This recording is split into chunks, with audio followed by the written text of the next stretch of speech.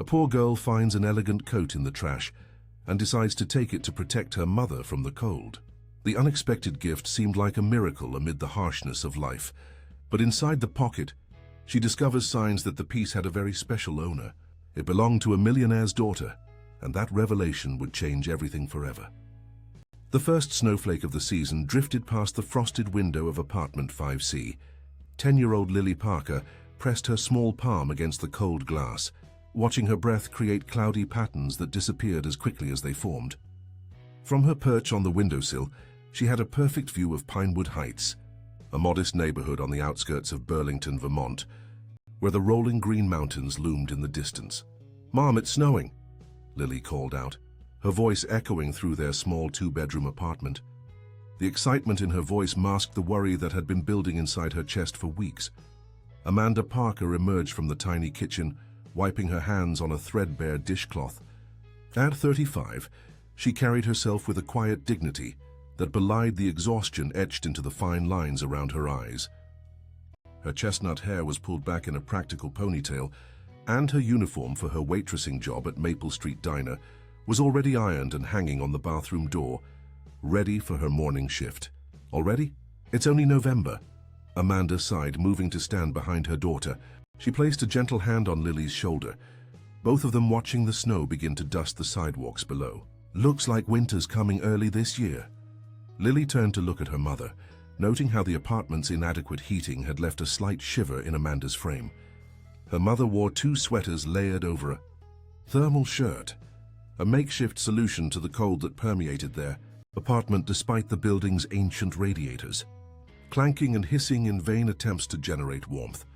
"You should wear my scarf tomorrow," Lily offered, her eyes drifting to the coat rack by the door, where her mother's thin denim jacket hung, the same jacket Amanda had worn through the past 3 winters. Its frayed cuffs and worn elbows were poorly mended with mismatched thread, testament to Amanda's determination to make things last. "I'm fine, sweetie. I'm not outside that long anyway, just from the bus stop to the diner, then to the office, then back home." Amanda smiled, but Lily wasn't fooled. She'd seen her mother's reddened hands and chattering teeth when she returned home on cold days. The truth hung between them, unspoken but understood.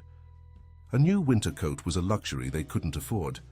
Not with the rent increase, not with Lily's school supplies, not with the medication Amanda needed for her chronic migraines, and certainly not with the stack of overdue bills hidden in the kitchen drawer beneath the silverware tray. Amanda glanced at the clock on the wall, a cheerful sunflower design that Lily had made in art class last year. "Time for homework, young lady. I've got to head out for my evening shift at Taylor's soon." Lily nodded, sliding off the windowsill. Her mother's second job as an office cleaner at Taylor's Insurance meant that 3 nights a week, Lily stayed with Mrs. Gonzalez from apartment 3B. The kind elderly woman never accepted payment, insisting that Lily's company and help with her crossword puzzles was compensation enough. "I already finished my math and science. Just have to read 2 more chapters for English," Lily reported proudly. School came easily to her, a fact that filled Amanda with equal parts pride and hope. Education was the path forward, she always told Lily, the way to a life with more choices than Amanda had had. "That's my girl," Amanda smiled, ruffling Lily's auburn hair. "I'll make us some hot chocolate before I go. How does that sound? With the mini marshmallows?" Lily's eyes lit up. "We still have a few left," Amanda confirmed, heading back to the kitchen. Lily followed, hopping onto one of the mismatched chairs at their small kitchen table. The apartment was modest, a polite word for cramped, but Amanda had worked miracles to make it feel like home. Colorful drawings from Lily's earlier school years adorned the refrigerator, and a collection of potted plants lined the windowsill, bringing life to the space even as winter approached. As Amanda heated milk in their dented saucepan, Lily watched her mother's movements, efficient, purposeful, never wasting energy. That was how Amanda approached everything, with careful consideration of resources. Lily had never heard her mother complain about their circumstances, not even when Amanda had to take on a 3rd weekend job at the local supermarket during particularly tight months. "Mom," Lily began hesitantly, tracing invisible patterns on the worn laminate tabletop. "Jenny's mom invited me to go skiing with them during winter break." Amanda's hand paused briefly while stirring the cocoa powder into the warm milk. "That's very nice of Mrs. Hamilton," she said carefully. "I told her I probably couldn't go," Lily said quickly. "I know it's expensive." Amanda's shoulders tensed almost imperceptibly before she turned, fixing a smile on her face as she poured the hot chocolate into 2 mugs, one chipped at the handle, which she kept for herself. "Let me think about it, okay? Maybe we can work something out." She sprinkled the last of the mini marshmallows into Lily's mug. Lily nodded, knowing what thinking about it usually meant. It meant extra shifts and cutting corners elsewhere, maybe skipping the electricity bill for another month, or postponing needed repairs on their ancient refrigerator that hummed too loudly at night. "It's okay. Mom, I don't really want to go anyway," Lily lied, wrapping her small hands around the warm mug. "Jenny always shows off her new stuff." Amanda sat down across from her daughter, reaching out to tuck a strand of hair behind Lily's ear. "You know things aren't always going to be this tight. I've applied for that administrative position at Green Mountain Medical. The pay is better and the hours are regular." "Did they call back?" Lily asked hopefully. "Not yet, but they will," Amanda said with a confidence Lily suspected was mostly for her benefit. "They'd be crazy not to hire me." They sipped their hot chocolate in comfortable silence, the snow falling more heavily outside their window. Lily watched as her mother occasionally glanced at the clock, calculating the minutes until she needed to leave, mentally mapping the bus route she would take to her evening job. Later, as Amanda bundled up in her inadequate jacket, adding Lily's colorful hand-knitted scarf and a pair of gloves with the fingertips worn through, Lily felt a familiar tightness in her chest. Her mother deserved better than this, better than waiting at cold bus stops after 14-hour workdays, better than counting pennies at the grocery store, better than apologizing for not being able to afford ski trips and new winter coats. "Be good for Mrs. Gonzalez," Amanda said, kissing Lily's forehead. "I'll be back by 11. Don't wait up." "I won't," Lily promised, though they both knew she'd try to stay awake until she heard her mother's key in the lock. As the door closed behind Amanda, Lily returned to the window, watching her mother's form grow smaller as she walked toward the bus stop, hunched against the increasing snowfall, the thin denim jacket providing little protection against Vermont's bitter November chill. In that moment, Lily made a decision. She wasn't sure how yet, but somehow, someway, she was going to make sure her mother had a proper winter coat before the worst of the season arrived. Because while Amanda Parker devoted every waking moment to providing for her daughter, Lily knew it was time she did something to care for her mother in return. The following Saturday dawned clear and frigid. Frost patterns like delicate ferns decorated the windows of apartment 5C, and the radiator's persistent clanking had done little to dispel the chill that had settled overnight. Lily woke early, her mind already churning with the plan she'd been formulating all week. Her mother had left at 5 for her weekend shift at Green Mountain Grocers, leaving a note on the refrigerator, reminding Lily that Mrs. Gonzalez would check in at noon. And there were leftover pancakes to reheat for breakfast. Amanda wouldn't be home until 4, which gave Lily plenty of time. After quickly getting dressed in her warmest clothes, jeans, 2 pairs of socks, a thermal undershirt beneath her favorite purple sweater, and her winter boots that were a size too small but still functional, Lily stood in front of the small mirror in the bathroom, giving herself a pep talk. "You can do this," she whispered to her reflection, for Mom. The "this" in question was something Amanda would definitely not approve of, searching through the neighborhood's recycling and donation bins. Lily had noticed how wealthier families often discarded perfectly good items when they upgraded to newer versions. Just last month, she'd spotted a barely used backpack in the donation bin behind Burlington Community Center that would have cost at least $50 in a store. Wrapping her scarf around her neck and pulling on her puffy blue coat, a hand-me-down from her cousin in Massachusetts that was still in decent condition, Lily grabbed her house key and the small tote bag she'd prepared for her mission.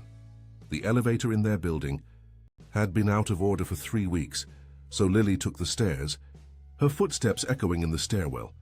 Outside, her breath formed clouds in the crisp morning air. The snow from earlier in the week had been plowed into dirty piles along the sidewalks, but a fresh dusting overnight had given everything a clean, pristine appearance. Burlington was a city of contrasts. Just 6 blocks from Lily's modest apartment building, the houses grew larger, the cars newer, and the winter wardrobes visibly more expensive. Maple Hill, as the affluent neighborhood was called, was Lily's destination today. She'd mapped out her route carefully, focusing on areas where she knew donation bins were located and where weekend garbage and recycling collection created opportunities for urban treasure hunting, as she preferred to think of it. Her mother would call it dumpster diving, which sounded much less dignified. Lily started with the community center, circling around to the back where 2 large donation bins stood. A handwritten sign taped to the first read, "Clothing only." The second specified books and household items. Both were locked, but people often left bags beside them when they were full. Today, however, the area was disappointingly empty. Lily continued her journey, walking briskly to stay warm. The next stop was Green Valley Church, where a monthly donation drive was taking place. Volunteers were sorting through bags of clothes on folding tables in the parking lot. Lily lingered at the edge, watching as coats, sweaters, and other winter items were organized by size and type. "Can I help you, sweetheart?" A woman with kind eyes and gray-streaked hair approached Lily. "Are you looking for something specific?" Lily shifted uncomfortably.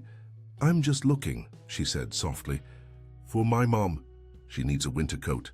The woman's expression softened. "Well, you're welcome to look through what we have. Most of the women's coats are on that table over there." Encouraged, Lily approached the indicated table. There were several winter coats, but as she examined each one, her heart sank. They were either too small, too worn, or simply not warm enough for Vermont's brutal winters. One promising navy parka had a large tear down the sleeve, and another decent-looking wool coat was missing half its buttons. "Any luck?" the volunteer asked, returning with a cup of hot apple cider for Lily. "No, ma'am," Lily replied, accepting the warm cup gratefully. "But thank you for letting me look." "You're welcome to take one anyway," the woman offered. "We could probably fix that torn one." Lily shook her head. "My mom works really hard. She deserves something nice." The words came out before she could stop them, and she felt her cheeks flush. The volunteer's eyes crinkled with understanding. "That's very thoughtful of you. We get new donations all the time. Maybe check back next week." With a nod and a polite thank you, Lily continued her search, sipping the cider as she walked. Her next destinations were the recycling areas behind the row of upscale shops on Burlington Avenue. 2 hours into her quest, Lily had found several interesting items: a slightly dented thermos, a novel with an uncracked spine, even a pair of gloves that looked new, but no suitable coat for her mother. The morning was slipping away, and she needed to be home before Mrs. Gonzalez came to check on her at noon. Cutting through Hawthorne Park, a green space that separated the commercial district from Maple Hill's residential area, Lily decided to try one more location before heading home: the community recycling center at the edge of the park, where residents could drop off items for reuse and recycling. As she approached, her heart quickened. A sleek black SUV was pulling away from the drop-off area, and the driver, a harried-looking man in an expensive-looking suit, had just deposited several bags beside the already overflowing bins. Lily waited until the vehicle disappeared around the corner before approaching.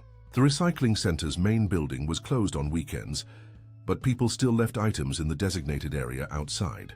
Most of what she saw was typical recycling: cardboard boxes, newspapers, glass bottles, but among the recently deposited bags, one caught her eye: a large shopping bag with the logo of Westfield's, the most expensive department store in Burlington. Glancing around to make sure no one was watching, Lily peered into the bag. Her eyes widened. Inside was a cream-colored coat with a fur-lined hood, neatly folded as if it had barely been worn. With trembling fingers, she lifted it out of the bag. The coat was beautiful: soft cashmere wool with pearl buttons and a silky lining. The tag was still attached, partially obscured but showing a price that made Lily's mouth drop open: $329.99, marked down from $450. Who would throw away such an expensive coat? She checked the size 8. Her mother usually wore a 6, but the slightly larger size would allow for layers underneath. The style was classic and elegant, exactly the kind of coat Amanda would never buy for herself, but would love to own. Lily hugged the coat to her chest, hardly believing her luck. It wasn't just any coat. It was perfect. The kind of coat that would keep her mother warm at bus stops and make her look professional for job interviews. The kind of coat that wouldn't make Amanda feel self-conscious when she attended parent-teacher conferences alongside the more affluent parents from Lily's school. As she carefully folded the coat to place it in her tote bag, something fell from one of the pockets and landed on the snowy ground with a soft thud. Bending down, Lily discovered a small leather-bound notebook. She opened it, thinking she should check for identification in case the coat had been discarded by mistake. The first page had a name written in elegant script, property of Emma Westfield. Beneath it was an address in Maple Hill, 1240, Lakeview Drive, and a phone number, Westfield. Like the department store. Was this coat connected to the wealthy family that owned Burlington's fanciest shop? Lily hesitated, suddenly unsure. Finding a discarded coat was one thing, but finding one that potentially belonged to one of the richest families in town was another matter entirely. She was about to look through the rest of the notebook when she heard voices approaching. Quickly, she tucked both the coat and the notebook into her tote bag and hurried away from the recycling center, her heart pounding with a mixture of excitement and unease. By the time she reached her apartment building, Lily had convinced herself that the coat had been deliberately discarded. After all, it was in a shopping bag at the recycling center. Rich people probably got rid of perfectly good clothes all the time when they bought new ones. As she let herself back into apartment 5C, out of breath from running up 5 flights of stairs, Lily couldn't wait to examine her treasure more carefully. With 15 minutes to spare before Mrs. Gonzalez would arrive, she spread the coat out on her bed, admiring its quality and imagining the look on her mother's face when she received it. Then, remembering the notebook, she removed it from her bag. Perhaps there was more information inside that would explain why such a beautiful coat had been thrown away. Maybe Emma Westfield had outgrown it, or received a new one as a gift, or simply didn't like the style. As Lily opened the notebook again, something slipped from between its pages, something that would complicate her simple plan in ways she couldn't have imagined. An envelope, thick with what was unmistakably cash, and a small handwritten note that would change everything. Lily stared at the envelope in her hands, her heart hammering against her ribs. The apartment was silent, except for the persistent hum of the refrigerator and the ticking of the sunflower clock in the kitchen. Time seemed to slow as she carefully opened the unsealed envelope. Inside was a stack of crisp $20 bills. With shaking fingers, Lily counted them twice to be sure. 15 bills. $300. The note that had fallen out with the envelope was written on expensive stationery with a gold W embossed at the top. The handwriting was neat but distinctly youthful. Winter Charity Fund, for children who need warm clothes. Goal $500, current $300, Emma W. Lily sank onto her bed, the coat forgotten beside her as she tried to process what she'd found. This wasn't just a discarded coat. This was someone's charitable donation, money that Emma Westfield had been saving to help children in need, children like her. The irony wasn't lost on Lily. She had been searching for a coat for her mother and had stumbled upon not only the perfect coat, but also enough money to solve several of their immediate financial problems. The past-due electric bill, the winter boots Lily needed, maybe even the medication her mother had been rationing to make it last longer. But the money wasn't hers. Neither was the coat. She reopened the notebook, hoping to find clarity. The first few pages contained what appeared to be a journal. November 1st, Dad increased my allowance today. Decided to put half of it toward my winter charity project. Goal: collect $500 by December 15th to buy coats for kids at Hamilton Elementary. November 5th, volunteered at the community center today. Some kids don't even have proper gloves. Added another $50 from my birthday money. November 10th, found the perfect coat for Mom's Christmas present at our store. Dad let me use my employee discount. Still expensive, but Mom deserves something special after everything this year. Lily's stomach tightened. This coat wasn't discarded. It was a Christmas gift. And the money wasn't just any savings, but funds, specifically intended for children who needed winter clothes. The doorbell rang, startling Lily from her moral dilemma. Mrs. Gonzalez's distinctive three-ring pattern. Quickly, Lily returned the money to the envelope and slid both the envelope and notebook between her mattress and box spring. She shoved the coat under her bed and went to answer the door, her mind racing. "Buenos dias, Lily," Mrs. Gonzalez greeted her with a warm smile. The elderly woman's silver hair was neatly pinned back, and she carried a container that undoubtedly held her famous chicken soup. "I brought lunch. Have you eaten?" "Not yet, Mrs. G, thank you," Lily managed, stepping aside to let her neighbor in. She hoped her internal turmoil wasn't visible on her face. "Your mother called. She might be home a little later than expected." "The bus schedule is different today because of the holiday parade downtown," Mrs. Gonzalez explained, making her way to the kitchen with the familiarity of someone who had spent many hours in the small apartment.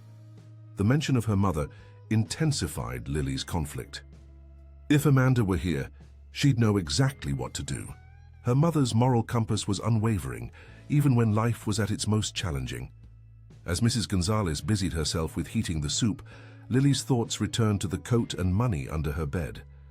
The right thing to do was obvious: return everything to Emma Westfield. But the temptation to keep at least the coat was powerful. Her mother needed a winter coat.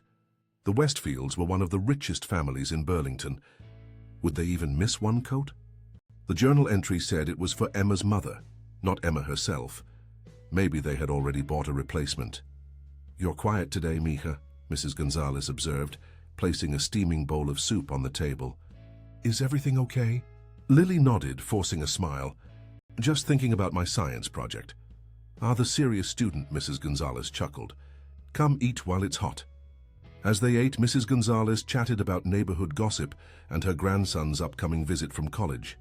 Lily nodded at appropriate intervals, but her mind was elsewhere. What would happen if she kept the coat and returned just the money and notebook? Or if she kept both but donated the money to a charity, as Emma had intended? Or if she borrowed just enough from the envelope to buy her mother a different, less expensive coat, and returned the rest? Each scenario she imagined ended with the same feeling: guilt.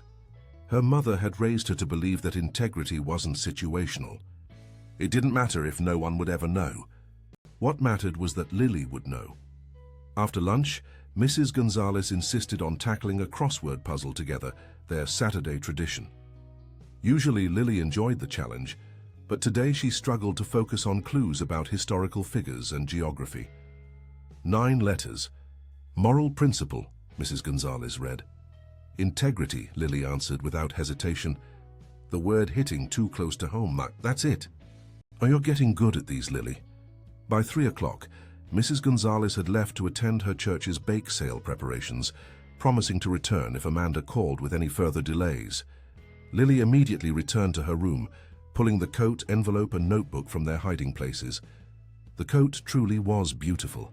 She ran her fingers over the soft cashmere, imagining her mother wearing it instead of that threadbare denim jacket. Amanda would look so professional, so dignified. Maybe it would give her the confidence boost she needed for that administrative job interview. Then Lily looked at the notebook again, flipping through more pages. "November 12th, coat is hidden in my closet.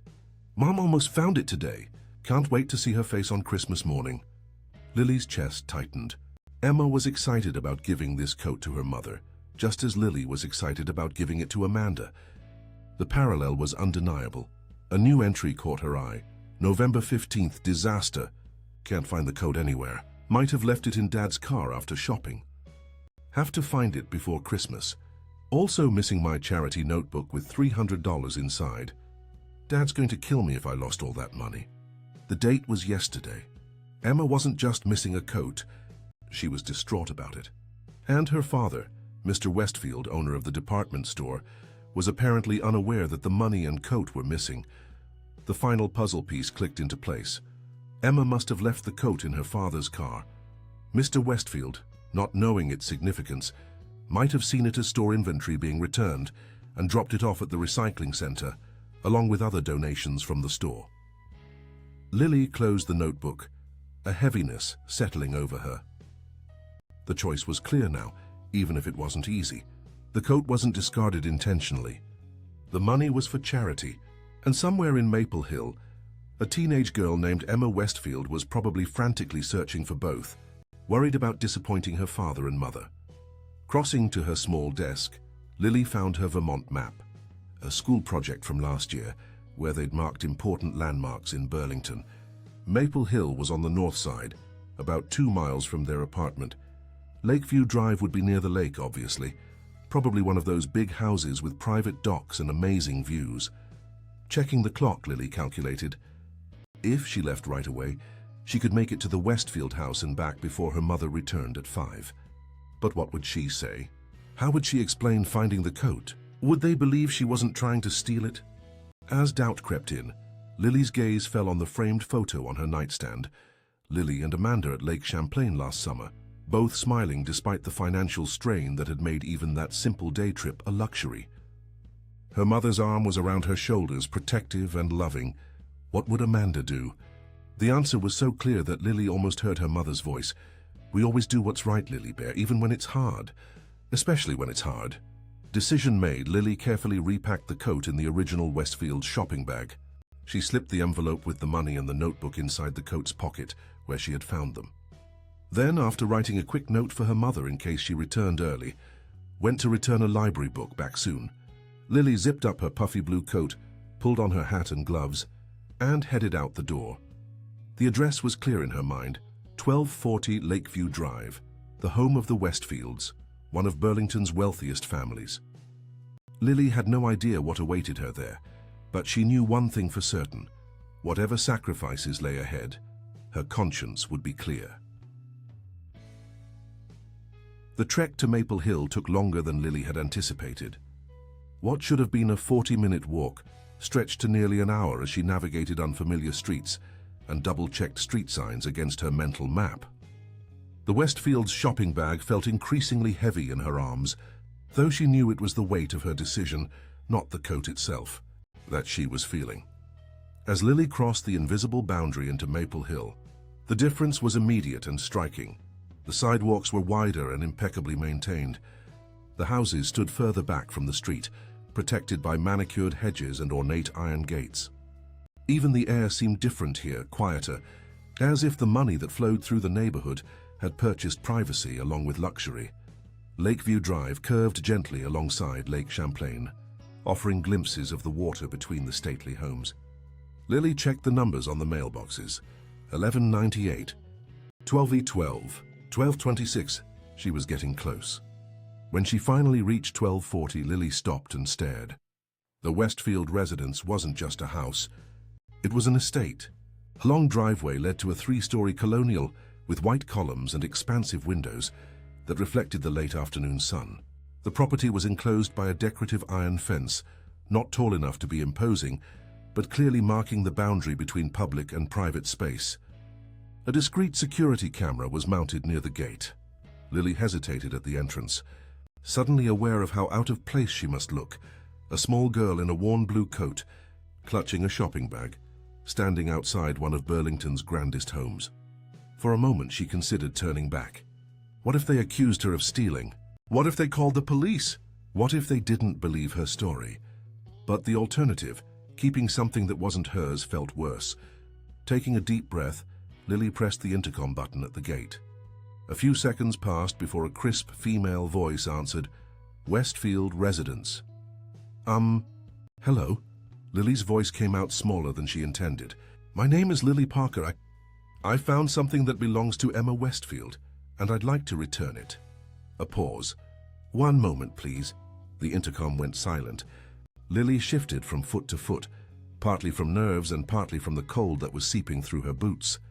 The November sun was already low in the sky, casting long shadows across the pristine lawn.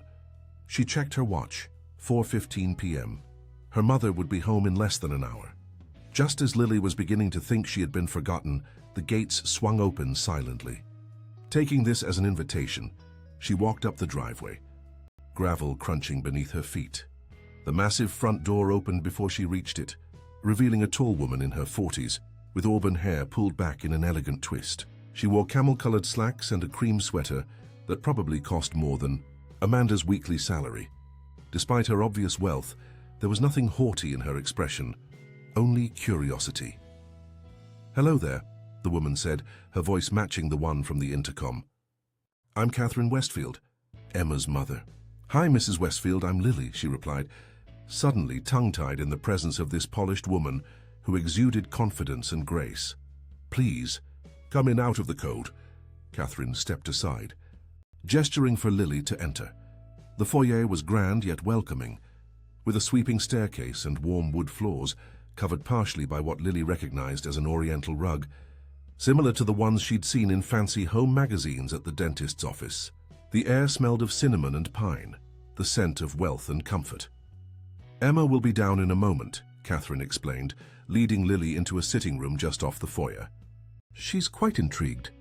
We don't often have young visitors bringing mysterious found items. The sitting room was cozy despite its size, with plush sofas arranged around a stone fireplace where a fire crackled merrily. Family photos in silver frames adorned the mantel, Emma at various ages, a distinguished-looking man who must be Mr. Westfield, and Catherine herself, always elegantly attired. Would you like some hot chocolate? You look half frozen, Catherine offered. Before Lily could respond, rapid footsteps sounded on the stairs, and a teenage girl burst into the room. Emma Westfield was perhaps 15 or 16, with her mother's auburn hair, though hers fell in loose waves past her shoulders. She wore jeans and a University of Vermont sweatshirt, casual clothes that nevertheless looked designer quality. You found my notebook? Emma asked breathlessly, her eyes landing on the Westfield shopping bag in Lily's arms. And, oh my God, is that the coat? Lily nodded, holding out the bag. I found it at the recycling center near Hawthorne Park. I think your dad might have dropped it off by mistake. Emma took the bag, peering inside to confirm its contents before looking back at Lily with relief shining in her eyes. You have no idea what this means. I've been freaking out since yesterday. Dad didn't even know I left it in his car. I was going to get in so much trouble. Catherine's brow furrowed slightly. What coat is this, Emma? Emma looked momentarily panicked. It was supposed to be a surprise, she said, her enthusiasm deflating somewhat. For Christmas. For you. For me. Catherine looked genuinely touched. Yeah, I saw you admiring it at the store last month and I've been saving up. Dad helped me with his employee discount, but... Emma shrugged, embarrassed. Surprise ruined, I guess. Catherine smiled warmly at her daughter. That's incredibly thoughtful, sweetheart. Emma turned back to Lily, and the money, the $300 that was in the notebook. This was the moment Lily had been dreading. Would they believe she hadn't taken any of it? It's all there, she said quietly. I didn't touch it. I read your notebook, I'm sorry for that, but I saw it was for charity for kids who need winter clothes. Emma's expression softened from relief to genuine curiosity. You found $300 and just brought it back without taking any? The question wasn't accusatory, but Lily felt her cheeks warm. It wasn't mine to take. Catherine and Emma exchanged a look that Lily couldn't quite interpret. Then Catherine smiled. That's quite remarkable, Lily. Many people wouldn't have been so honest. A new voice joined the conversation from the doorway. What's this about honesty? The man who entered was unmistakably Mr. Westfield, tall with silver threading through his dark hair and the confident posture of someone accustomed to authority. He wore a charcoal suit that even Lily could tell was expensive, though he'd removed the jacket and loosened his tie, suggesting he'd just returned home. Dad! Emma exclaimed. This is Lily. She found my coat, Mom's coat, and my charity money. All of it. Mr. Westfield's expression shifted from confusion to understanding. So that's what that was. I found a Westfield's bag in my car this morning and assumed it was store returns. I dropped it off at the recycling center on my way to the office. He looked at Lily with newfound interest. And you brought it all the way here to return it? Lily nodded, suddenly feeling very small under the gaze of three Westfields. Yes, sir. Extraordinary, he murmured, then stepped forward, extending his hand formally. Robert Westfield. It's a pleasure to meet a young person with such integrity. Lily shook his hand, noticing how her small fingers disappeared in his firm grip. Thank you, sir. Where do you live, Lily? Catherine asked, her tone conversational. Pinewood Heights. On Elmwood Avenue. Emma's eyes widened slightly. That's like 2 miles from here. Did you walk all this way? Lily nodded. It wasn't so bad. This wasn't entirely true. Her feet were aching and she was worried about making it home before her mother, but complaining seemed inappropriate. "And your parents?" Robert inquired. "They know you're here?" "It's just my mom and me," Lily explained. "She's at work until 5. I left her a note." Something in Catherine's expression shifted at this information, a subtle softening around the eyes, a deeper interest. "What does your mother do, Lily?" "She works at Maple Street Diner in the mornings, then at Taylor's Insurance as an office cleaner in the evenings, and sometimes at Green Mountain Grocers on weekends." Lily recited this with the matter-of-factness of a child who has grown accustomed to an unconventional family schedule.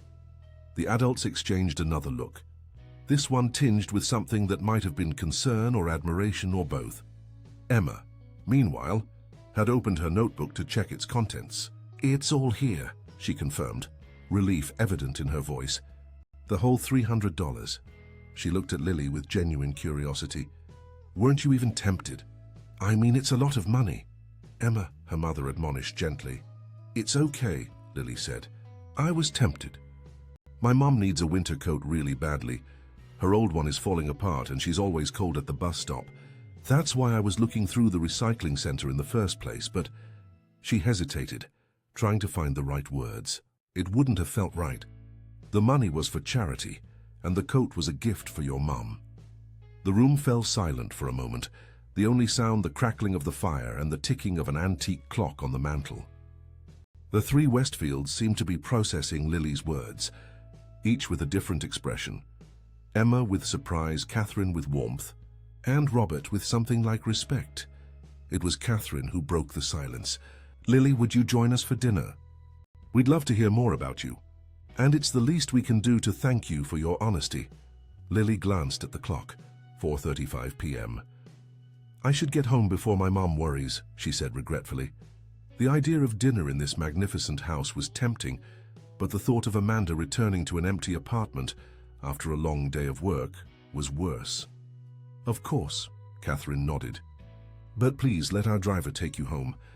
It's getting dark and it's much too cold for you to walk all that way. You have a driver?"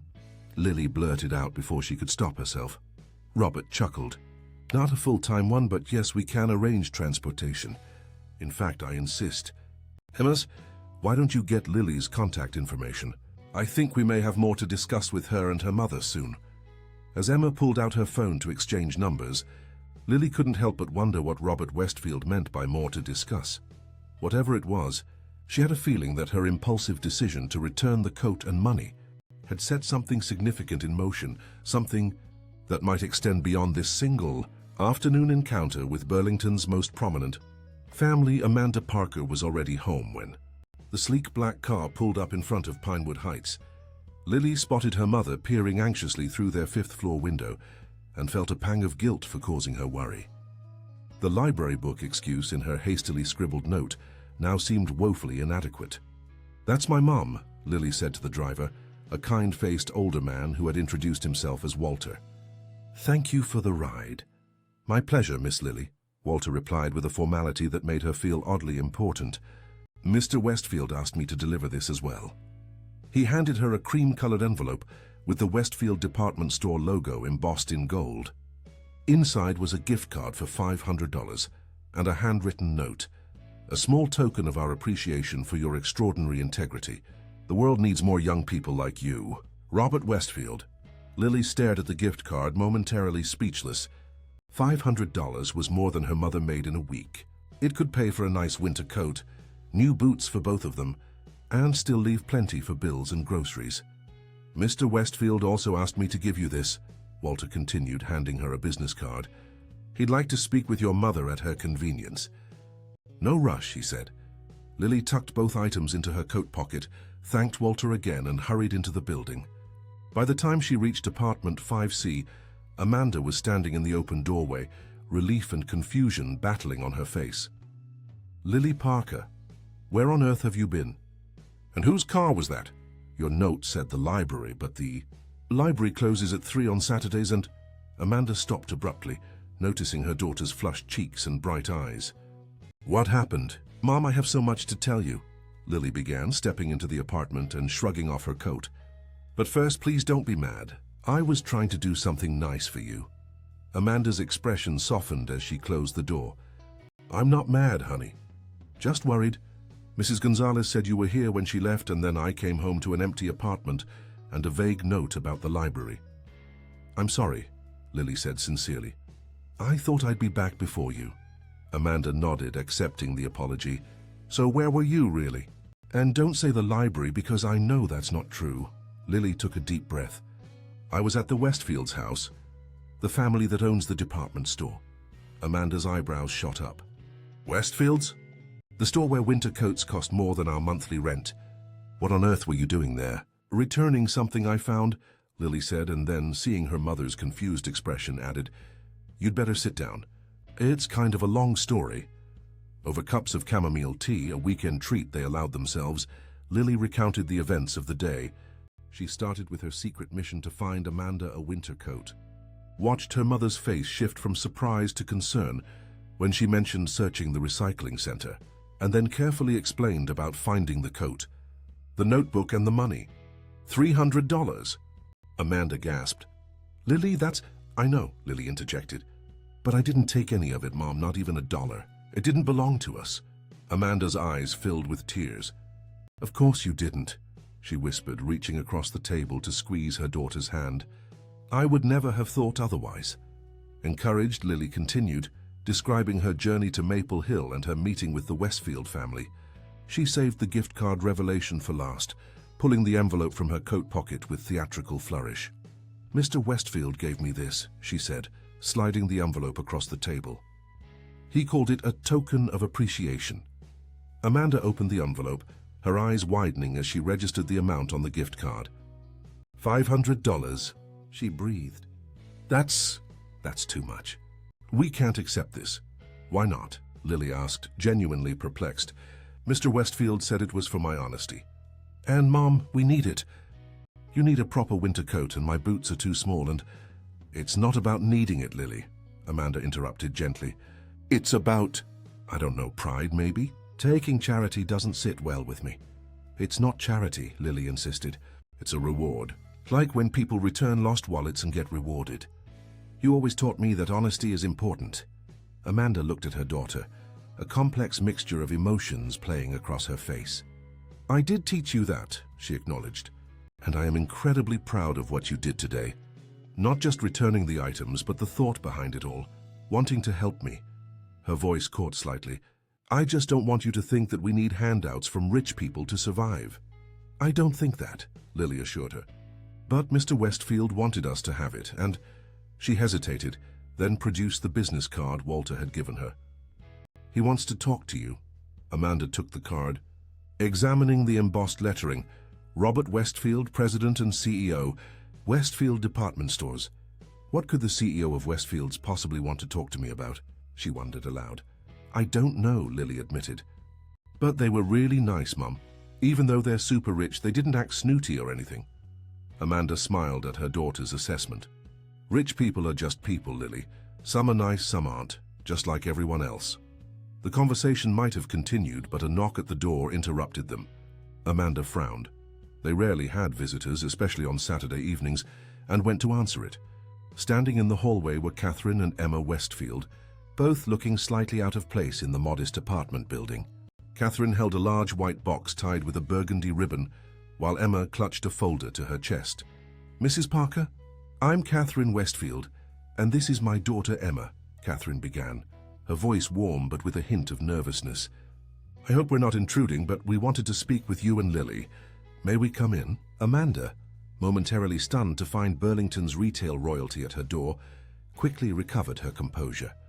Of course, please come in. And it's Miss Parker, but Amanda is fine. She stepped aside, mentally cataloguing the state of the apartment. Dishes washed but not put away. Laundry folded in a basket on the sofa, waiting to be distributed to drawers and closets. The place was clean but unmistakably lived in, a stark contrast to the Westfield mansion Lily had described. Catherine and Emma entered, offering polite smiles that held no trace of judgment. Lily emerged from the kitchen, her eyes wide at the sight of their visitors. Hi, Lily. Emma greeted her with a genuine smile. We thought we'd drop by instead of waiting for your mum to call. I hope that's all right, Catherine added, addressing Amanda. Robert, my husband, would have come too, but he had an emergency meeting with the store managers. It's fine, Amanda assured them, gesturing toward the living room. Please sit down. Can I offer you something to drink? Tea, coffee, water? We're fine, thank you, Catherine said, settling onto the sofa beside Emma. She placed the white box on the coffee table. First, we wanted to thank Lily properly for what she did today. Emma was in quite a state after losing that notebook and the coat. Emma nodded emphatically. I thought Dad was going to kill me for losing $300. I've been saving that money for months for my charity project. It was nothing really, Lily said, perching on the arm of her mother's chair. Anyone would have done the same. Catherine and Emma exchanged knowing looks. That's not true, Catherine said gently. Many people would have kept either the coat or the money, or both. What you did shows remarkable character. Amanda placed a hand on Lily's shoulder, pride evident in her posture. Lily has always had a strong moral compass. Clearly, Catherine agreed. She pushed the white box toward Lily. We brought you something. A thank you gift. Lily looked to her mother for permission. After a slight hesitation, Amanda nodded. Inside the box, nestled in tissue paper, was a coat similar to the one Lily had found. Cashmere wool in a deep burgundy color, with a fur-lined hood and pearl buttons. It's from this year's winter collection, Catherine explained. Emma picked it out. We thought about your mom's size and what would look good with her coloring, Emma added. The green one was pretty too, but we thought this was more versatile.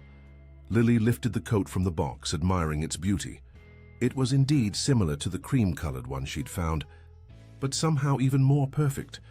The rich color would bring out the warm tones in her mother's complexion, and the style was both elegant and practical. It's beautiful, Lily breathed, then turned to her mother. Isn't it perfect, Mom? Amanda touched the soft fabric, visibly moved by the gesture, yet still hesitant. It's lovely, but... Please, Catherine interjected softly. It would mean a lot to us if you'd accept it. When Lily told us about your multiple jobs and waiting at cold bus stops, well, it touched us deeply. Amanda's resistance wavered. That's very generous of you. There's something else, Emma said, opening the folder she'd brought. It's actually the main reason we came. She produced a professional-looking document and handed it to Amanda. My dad asked me to give you this.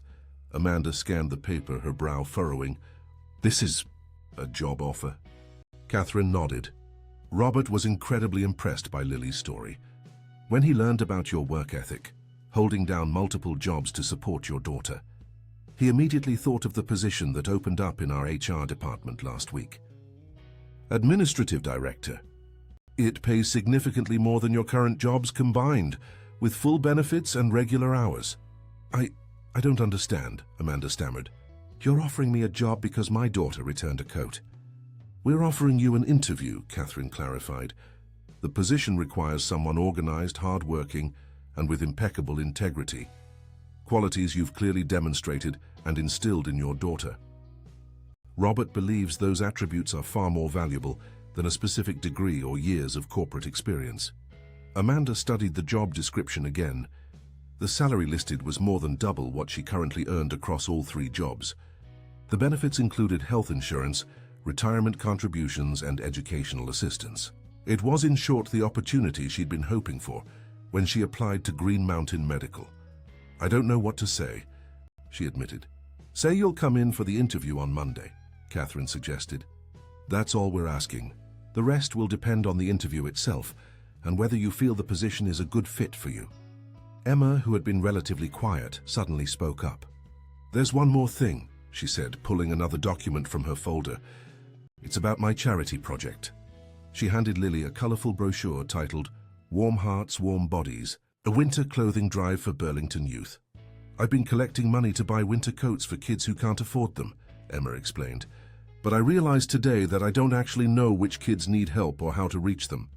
I was just going to donate everything to a shelter, but we thought perhaps you and Lily might have insights that would make the project more effective, Catherine finished for her daughter. Emma wondered if Lily might be interested in collaborating, helping to identify families in need and ensuring the resources go directly to those who need them most. Lily's eyes lit up. Like a partnership? Emma nodded eagerly. Exactly. I have the funding. Not just my $300, but Dad's company is matching donations, so we have over $2,000 now. But I need someone who understands which families really need help and what specific items would be most useful. The proposal hung in the air, an unexpected bridge between two worlds that rarely intersected in meaningful ways, the privileged heights of Maple Hill and the working-class reality of Pinewood Heights. Amanda looked at her daughter, seeing the excitement bubbling just beneath the surface. Then she looked at the coat, the job offer, and finally at Catherine and Emma Westfield, two women who had come to their modest apartment not with charity, but with opportunity. "I believe," Amanda said slowly, a smile spreading across her face, "that we have quite a lot to discuss." Monday morning arrived with a crystalline clarity that only Vermont winters could deliver. The sky was an impossible blue. The air sharp with cold and frost patterns decorated every window in Pinewood Heights. For the first time in years, Amanda Parker wasn't rushing to catch the 5:30 a.m. bus to Maple Street Diner. Instead, she stood in front of the bathroom mirror, applying a touch of mascara with a steady hand. "You look beautiful, Mom," Lily observed from the doorway. Still in her pajamas, a rare luxury on a school day, Amanda had called both the diner and Taylor's Insurance the previous evening to request a personal day, something she'd never done before. "Thank you, sweetheart," Amanda replied, studying her reflection with a critical eye. She wore a charcoal pencil skirt she'd found at a consignment shop last year, paired with a cream blouse that brought out the warmth in her complexion. The outfit was professional and flattering, but what truly transformed her appearance was the burgundy cashmere coat draped carefully across the bed, waiting for its first wearing. The weekend had passed in a whirlwind of discussion and planning. After Catherine and Emma had left on Saturday evening, Amanda and Lily had talked late into the night about the opportunities that had suddenly materialized before them. The job interview at Westfield's corporate office was scheduled for 9 p.m, and Lily had been granted permission to arrive at school late so she could accompany her mother for moral support. "Are you nervous?" Lily asked, handing Amanda the simple pearl earrings that had belonged to her grandmother, Amanda's mother, the only piece of fine jewelry they owned. "Terrified," Amanda admitted with a small laugh, fastening the earrings. "It's been a long time since I interviewed for anything beyond entry-level positions." "You'll be amazing," Lily assured her with the unwavering confidence of a child. "Mr. Westfield already wants to hire you. The interview is just a formality." "I'm not so sure about that," Amanda replied, though the thought had occurred to her as well. Why go through the charade of an interview if Robert Westfield had already made up his mind? Perhaps because even the wealthy and powerful had to follow corporate protocols, or perhaps because he genuinely wanted to assess her qualifications beyond her daughter's integrity. At precisely 8:15 a.m., a sleek black car, the same one that had brought Lily home on Saturday, pulled up in front of their building. Walter, the Westfield's driver, held the door open with a flourish as Amanda and Lily approached. Lily practically bouncing with excitement, and Amanda struggling to maintain her composure. "Good morning, Ms. Parker, Miss Lily," Walter greeted them with a warm smile. "Mr. Westfield sends his regards and looks forward to meeting you at the office." The drive to Westfield's corporate headquarters took them through downtown Burlington, past the waterfront where Lake Champlain stretched vast and silvery in the morning light, and finally to a modern glass building on the outskirts of the business district. The structure was impressive without being ostentatious, much like Robert Westfield himself, according to Catherine's description. In the elevator ascending to the executive floor, Amanda straightened her shoulders and took a deep breath. Beside her, Lily gave her hand a reassuring squeeze. "Remember what Mrs. Gonzalez always says," Lily whispered. "Opportunities multiply as they are seized." Amanda smiled at her daughter's wisdom. "When did you get so grown up?" The elevator doors opened to reveal a reception area decorated in muted tones of gray and blue, with the Westfield's logo, a stylized W in silver, mounted on the wall behind the reception desk. A young woman greeted them with professional warmth. "Miss Parker, Mr. Westfield is expecting you. And you must be Lily," she added with a genuine smile for the 10-year-old. "Emma mentioned you'd be joining us today. She's in the conference room with some project materials and asked if you'd like to join her while your mother interviews." Lily looked to Amanda for permission. "Go ahead," Amanda nodded. I'll find you when I'm done. As Lily followed a different assistant down a hallway lined with framed photographs of Westfield stores throughout their 70-year history, Amanda was led to Robert Westfield's office. The space was large but not extravagant, with floor-to-ceiling windows offering panoramic views of Lake Champlain and the Adirondack Mountains beyond. Robert rose from behind his desk as she entered. "Amanda Parker," he said warmly, crossing the room to shake her hand. "A pleasure to finally meet you. Your daughter made quite an impression on my family." "The pleasure is mine," Amanda replied, grateful that her voice remained steady despite her nerves. "And yes, Lily tends to have that effect on people." Robert gestured to a seating area near the windows, where Catherine Westfield was already waiting. "I hope you don't mind that Catherine has joined us. She's not only my wife, but also our Director of Community Relations, and she'd like to discuss some possibilities with you as well." "Of course," Amanda said, taking a seat across from the couple. The dynamic felt less like a formal interview, and more like a meeting between potential collaborators, which both calmed and confused her. "Before we begin," Robert said, leaning forward slightly, "I want to be transparent about something. This interview isn't just a formality, despite what you might be thinking. The position is real, the need is genuine, and your qualifications will be evaluated objectively." Amanda appreciated his directness. I wouldn't want it any other way, Mr. Westfield. Please call me Robert." He smiled, then opened a folder containing what appeared to be her hastily updated resume sent via email on Sunday afternoon. "You have an impressive work history, Amanda.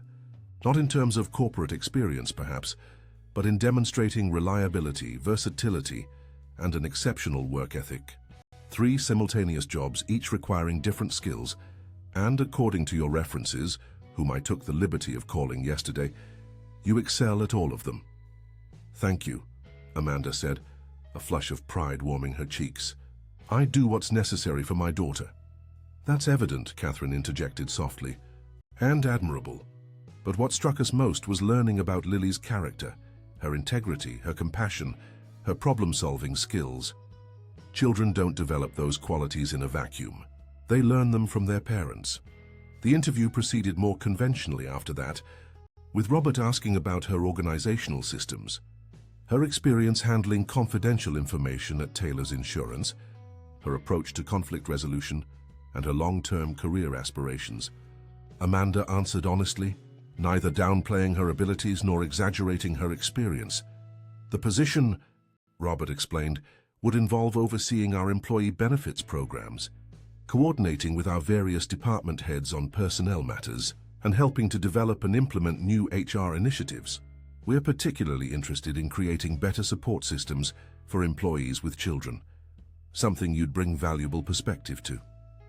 As the interview wound down, Robert set aside his notes and leaned back in his chair. "Do you have any questions for us, Amanda?" She hesitated only briefly. "Why me?" "I appreciate the opportunity more than I can express, but I'm curious. Why would you consider someone without formal HR experience for such an important position?" Robert exchanged a glance with Catherine before answering. 2 reasons. First, technical skills can be taught, but character and work ethic are innate. You've demonstrated both in abundance. Second, he paused, seeming to choose his words carefully. Westfields has been successful for 3 generations because we understand that our greatest asset isn't our merchandise or even our customer base. It's our people. Yet, our leadership team has become increasingly homogeneous. We need diverse perspectives, particularly from people who understand the challenges faced by working parents and lower-income families. "You want me to be your token working-class voice?" Amanda asked, the question direct but her tone curious rather than offended. "No," Catherine answered firmly. "We want you to bring your unique life experience and perspective to help us build better policies and practices. Not as a token, but as a valued contributor with insights many of our executives simply don't possess." Robert nodded in agreement. "Precisely. Now shall we join Lily and Emma? I believe they've been plotting a revolution in the conference room." The revolution, as it turned out, was taking shape on a large whiteboard covered with colorful marker drawings, lists and a map of Burlington, with certain neighborhoods highlighted. Emma and Lily barely noticed the adults entering, so engrossed were they in their planning.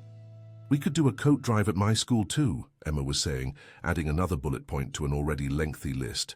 Hamilton Prep has like 500 students, and most of them get new winter stuff every year. And we should include middle schools, Lily suggested. Kids grow so fast at that age. Mom had to get creative with the hem of my coat last year because my arms got too long. Girls, Catherine called gently. How's the project coming along? Both turned, Emma with marker smudges on her fingers, and Lily with the focused expression she always wore when deeply engaged in a task.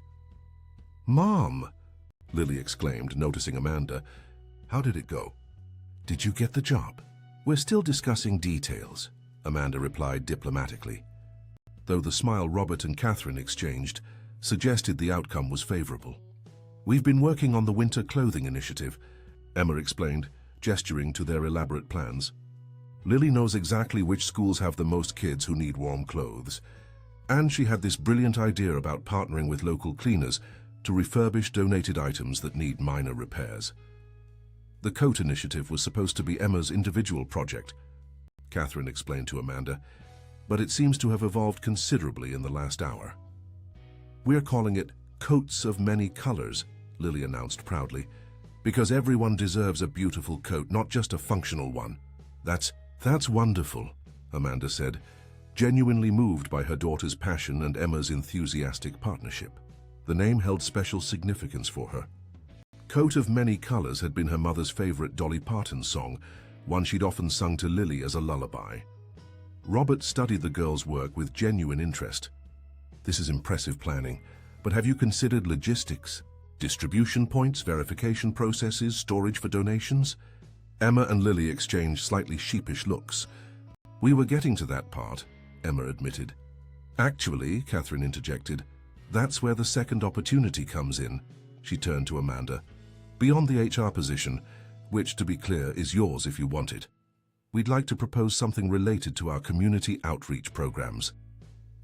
Robert nodded, continuing the explanation. Westfields has always made charitable contributions, but they've been somewhat impersonal, writing checks to large organizations without much direct involvement. Catherine has been advocating for a more hands-on approach, particularly in our local community. What these two have started, Catherine gestured to the girls, could be the pilot program for a larger initiative. We'd like to establish a community needs coordinator position, someone who would work with local schools, community centers, and families to identify specific needs and direct resources effectively. The position would be part-time initially, Robert added, compatible with the HR role. Essentially, you'd be the bridge between Westfield's resources and the communities that need them most. Amanda looked from the Westfields to the girls, her daughter and this privileged teenager who had somehow formed an unlikely alliance, and felt something shift inside her. For years, she had focused solely on survival, on keeping their heads above water. The possibility of doing meaningful work that helped others, while also providing security for her family, seemed almost too perfect to be real. I don't know what to say, she admitted. Say yes, Lily urged, abandoning the whiteboard to stand beside her mother. Mom, it's perfect for you. You always know exactly what people need even when they don't say it. Emma nodded vigorously. And you'd be helping so many families. My parents can provide the resources, but we need someone who understands the real issues people face. Amanda looked at Robert and Catherine. This is all happening very quickly. Take some time to think about it, Catherine suggested. There's no rush. But as Amanda glanced down at her daughter's hopeful face, at the detailed plans on the whiteboard, and then at her own reflection in the window, standing tall in her carefully chosen outfit, no longer hunched against the cold in an inadequate jacket, she realized that sometimes opportunities didn't need lengthy deliberation. Actually, she said, straightening her shoulders, I don't need more time. I'd be honored to accept both positions. The room erupted in cheers, primarily from the girls, though Robert's dignified smile and Catherine's warm embrace suggested they were equally pleased with her decision. As the celebration subsided, Amanda found herself standing at the window, gazing out at Burlington spread below them. From this height, the distinctions between neighborhoods blurred. Pinewood Heights and Maple Hill were simply parts of the same beautiful landscape.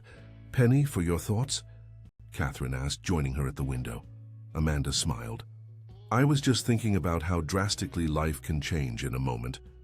3 days ago, I was worried about how to afford a new winter coat. Now you're helping to ensure that no one in Burlington has to worry about that particular problem, Catherine finished for her. All because your daughter found a coat in a recycling bin and had the integrity to return it, Amanda added softly. Some might call it fate, Catherine suggested. Or perhaps just the natural consequence of raising a child with a strong moral compass. Outside, the winter sun illuminated Lake Champlain, transforming its surface into a canvas of sparkling diamonds. From 5 stories above Burlington, Amanda Parker watched as her future and Lily's unfolded before her like the view. Expansive, bright and full of unexpected beauty. 3 months later, on a bright February morning, Lily stood at the same window in apartment 5C, where she had watched her mother trudge through the snow toward the bus stop last November. The view outside had changed little. Vermont was still firmly in winter's grip, snow piled high along the sidewalks, trees bare against the pale blue sky. But inside, everything was different. The apartment itself had undergone subtle transformations. New curtains hung at the windows. The ancient refrigerator had been replaced with a quiet, energy-efficient model. And the stack of overdue bills in the kitchen drawer had disappeared. More significantly, the sense of constant financial strain that had permeated their lives had lifted, replaced by a novel feeling of security. Lily, breakfast, Amanda called from the kitchen. Emma will be here in 20 minutes. Lily smiled at her reflection in the frosted glass. Today was the culmination of months of planning, fundraising and coordination. The official launch of the Coats of Many Colors distribution event at Burlington Community Center. What had begun as Emma's modest charity project had evolved into a comprehensive winter support initiative, providing not just coats but also boots, gloves, hats, and even heating assistance to over 200 families throughout Burlington. As she entered the kitchen, Lily found her mother preparing breakfast with the same efficiency she brought to everything, though now without the bone-deep exhaustion that had once shadowed her movements. Amanda's transformation was remarkable, not just in her appearance, though the new wardrobe and regular salon visits had certainly enhanced her natural beauty, but in her confidence and energy. Working regular hours at a job that valued her contributions had done wonders for her spirit. Are you nervous about today? Amanda asked, sliding a plate of French toast toward her daughter. Lily considered the question while drizzling maple syrup. Real Vermont maple syrup, not the corn syrup blend they'd once rationed carefully over her breakfast. Not nervous exactly. More like excited scared. Does that make sense? Amanda nodded, understanding perfectly. That's how I felt on my first day at Westfields, like standing at the edge of something big and wonderful and a little terrifying. The transition hadn't been entirely smooth. Amanda's first weeks at Westfields had involved a steep learning curve, mastering new systems and navigating corporate politics while establishing her authority in the HR department. The Community Needs Coordinator role had presented different challenges, requiring her to balance her newfound access to resources with the genuine needs of Burlington's working-class families, all while avoiding any appearance of favoritism or condescension. But Amanda Parker had thrived under pressure her entire adult life, and with proper support and resources, she had blossomed.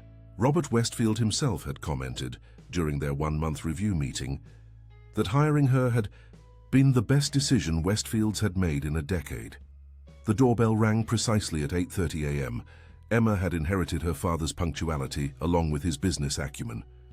When Lily opened the door, she found her friend bundled in a stylish blue coat, her arms laden with promotional materials for the day's event. "Morning, partner." Emma greeted her with characteristic enthusiasm. At 16, Emma possessed a confidence that could have come across as entitlement, but instead manifested as boundless energy for their shared mission. "Dad's sending the van around at 9 to pick up the final batch of coats from the cleaners. We should have everything set up by 10. "Perfect," Lily replied, grabbing her own coat, a new one purchased with the gift card from Robert Westfield, though she'd insisted on choosing something practical rather than luxurious. "Mom's just finishing getting ready." While they waited, Emma spread the event flyers across the kitchen table. The coats of many colors. Logo, designed by a professional graphic artist from Westfield's marketing department, but incorporating elements from Lily's original. Sketch featured a rainbow-hued coat wrapped protectively around a simplified outline of Vermont. "These turned out amazing," Lily said, admiring the professional quality of the materials. "I still can't believe all of this started with me finding your mom's Christmas present in the recycling bin." Emma laughed. "I know, right? My dad says it was the most expensive charitable donation we never planned to make.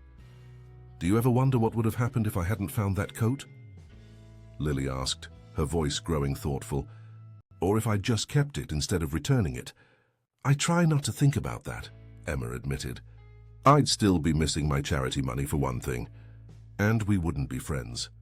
The unlikely friendship between Lily Parker from Pinewood Heights and Emma Westfield from Maple Hill had raised eyebrows initially. They attended different schools, came from vastly different socioeconomic backgrounds, and were 5 years apart in age. Yet their partnership had quickly evolved into a genuine bond, strengthened by their shared commitment to the Coat Initiative and their complementary perspectives. "All set?" Amanda asked, emerging from her bedroom in the burgundy cashmere coat that had become her signature piece. With her hair styled in a sleek bob, a recent change, and a new confidence in her stride, she barely resembled the exhausted woman who had once collapsed into their threadbare sofa after 14-hour workdays. "Ready," the girls chorused, gathering their materials. The Burlington Community Center was already buzzing with activity when they arrived. Catherine Westfield, elegant as always in a camel-colored pantsuit, directed volunteers setting up distribution stations around the gymnasium. Robert Westfield, who had taken a rare morning away from the office to support the initiative, was giving a brief interview to the local news station. "And here are the masterminds now," Catherine called, spotting Amanda and the girls. "Lily, Emma, Channel 7 wants to interview you about the program." As the girls moved toward the news crew, Amanda hung back, observing with pride. This was their moment, the culmination of Lily's compassion and Emma's resources, a perfect synergy that had created something neither could have accomplished alone. "They're quite the team," Robert remarked, joining Amanda after his interview. "Hard to believe they only met 3 months ago." "Children adapt quickly," Amanda replied. "More quickly than adults sometimes." Robert nodded thoughtfully. "How's the apartment hunting going?" Since starting at Westfield's, Amanda had begun saving for a move to a better neighborhood, somewhere with reliable heating, functioning elevators, and perhaps even a small yard for Lily. The HR position paid well enough to afford a modest house in a middle-class area, though nothing approaching the luxury of Maple Hill. "We're looking at a place on Cedar Street next weekend," Amanda said. 2 bedrooms, small den, decent-sized kitchen. The owners are retiring to Florida and motivated to sell. "Cedar Street is lovely," Robert commented. "Good school district, too." "That's the priority," Amanda agreed. "Lily's education comes first." Their conversation was interrupted by the arrival of the first families, a steady stream of parents and children, some looking hesitant, others openly grateful for the assistance. Amanda excused herself to help with the intake process, guiding newcomers to the registration table, where they would receive tickets corresponding to their specific needs. The system they had developed was deliberately designed to preserve dignity. Unlike traditional charity drives where recipients simply received whatever was available, coats of many colors allowed families to shop for items that suited their preferences and needs. Each family received a certain number of points based on household size, which they could use to select from a variety of winter items, all clean, in excellent condition, and displayed as they would be in a retail store. By noon, the community center was filled with activity. Volunteers helped children try on coats and boots, a local barber offered free haircuts in one corner, and the cafeteria served hot chocolate and homemade cookies. The atmosphere was festive rather than pitying, collaborative rather than condescending. Lily moved through the crowd with natural ease, helping a young mother find a coat that would accommodate her baby carrier, assisting an elderly man in selecting gloves that would work with his arthritis. Her intimate understanding of the community's needs made her an invaluable resource. while Emma's organizational skills kept the complex operation running smoothly. "Your daughter is remarkable," Catherine said to Amanda, as they watched Lily kneel to help a small girl zip up a purple coat, the child's face lighting up with delight at her new treasure. "She has such natural empathy." "She always has," Amanda agreed.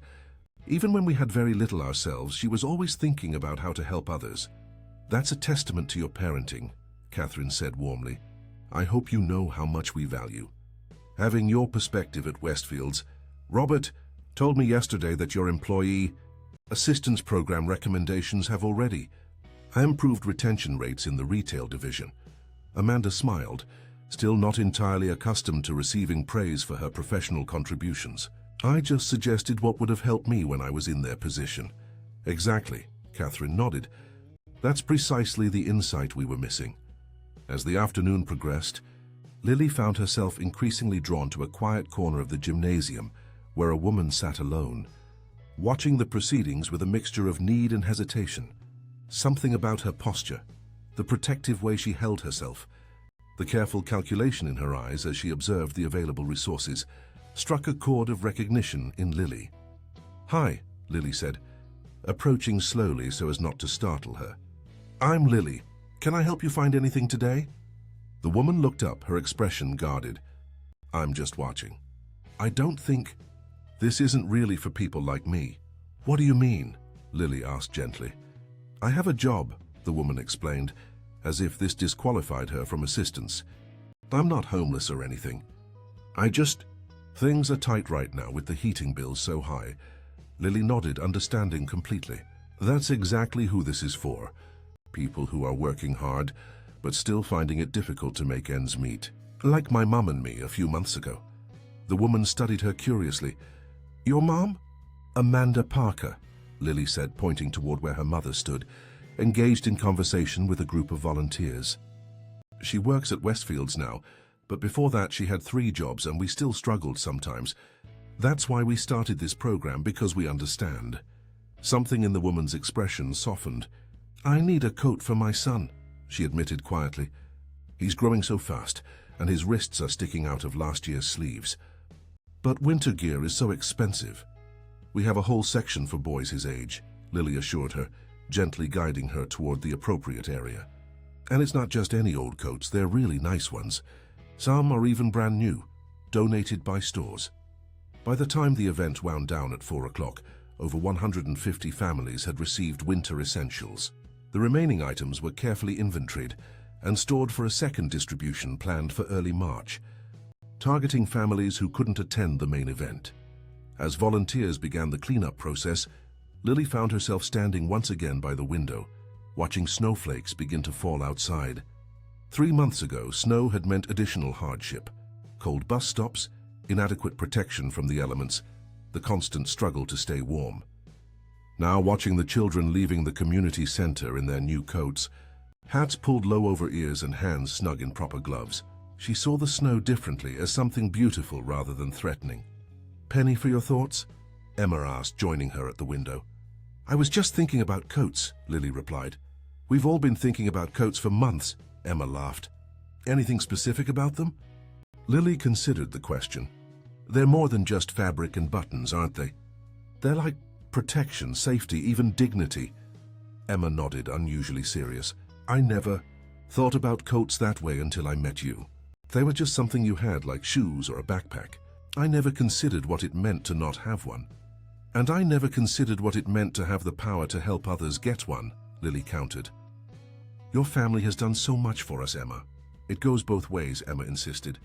"You and your mom have taught us so much about what really matters. Dad says the company's community initiatives have completely transformed since your mum came on board. So it's not just writing checks anymore, it's making real connections." From across the room, Amanda caught Lily's eye and smiled, a smile full of pride and newfound peace. In 3 short months, their lives had transformed from a constant struggle for survival to something rich with purpose and possibility. All because of a coat found in a recycling bin, a moment of moral clarity, and the courage to do the right thing even when temptation whispered otherwise. As the last families departed, bundled in their new winter gear, Robert Westfield approached the girls. Congratulations, you two. This was an unqualified success. Thanks, Dad, Emma beamed. But we're just getting started. Wait until you see our plans for the Spring Education Initiative. Robert raised an eyebrow. Spring Education Initiative? This is the first I'm hearing of it. We're still in the planning stages, Lily explained, exchanging a conspiratorial glance with Emma. But we're thinking about a program to provide school supplies, tutoring resources, maybe even scholarship opportunities. Ambitious, Robert commented, though his expression conveyed approval rather than skepticism. Well, Emma said with a shrug, a wise person once told me that opportunities multiply as they are seized. Mrs. Gonzalez, Lily clarified, laughing at Robert's confused expression, our elderly neighbor, she's full of wisdom like that. As they gathered their belongings and prepared to leave, the snow outside intensified, transforming Burlington into a winter wonderland of white frosted buildings and glistening streets. Amanda slipped her arm around Lily's shoulders as they watched the scene through the community center's large windows. Ready to head home? She asked. Lily nodded, zipping her coat against the cold they would soon face. But unlike before, the cold no longer held any fear for her. She was protected now, not just by the physical warmth of her new coat, but by the security of her mother's improved circumstances, the support of unexpected friends, and the knowledge that she had made a difference in her community. As they stepped outside into the swirling snow, Lily thought about the journey that had brought them here. Her simple act of honesty, returning a found coat, had created ripples that continued to expand outward, touching lives far beyond her own. It was a powerful lesson in how small choices could lead to profound changes, how integrity could open doors that struggle alone could not unlock. The coat that had revealed a heart, Emma's heart, in the form of her charitable savings, but also Lily's own heart through her difficult choice, and the hearts of the Westfields through their generous response, had become something much greater, a symbol of connection across the invisible barriers of class and circumstance, a bridge between worlds that too rarely intersected with understanding and compassion. As they walked toward the waiting car, snowflakes catching in their hair and on their eyelashes, Lily realized that the true magic of their story wasn't just that her family's circumstances had improved. It was that through their journey, they had discovered a deeper purpose, helping others find the same warmth, security, and dignity that had once seemed so far beyond their reach. And in Burlington, Vermont, as winter maintained its grip on the landscape, hundreds of children were facing the cold wrapped in coats of many colors, physical manifestations of a community's care, a wealthy family's generosity, and one small girl's unwavering integrity. You know what, Mom? Lily said as they settled into the car's warm interior. I think this is just the beginning. Amanda smiled, drawing her daughter close. I think you're absolutely right. Fimda Historia. Dear listeners, we hope you've been touched by Lily and Amanda's journey from struggle to purpose. Their story reminds us that integrity and compassion can transform lives in unexpected ways. For more emotional journeys like this one, we've prepared a special playlist with equally captivating stories. Find it by clicking the link to your left. If this tale of honesty and connection moved you, please subscribe to our channel and give this video a thumbs up. Every day we bring unique stories that explore life's complexities and the power of human connection. We'd love to hear your thoughts in the comments below, perhaps about a time when doing the right thing led to unexpected blessings in your own life. Don't miss our upcoming content. More heartwarming stories await.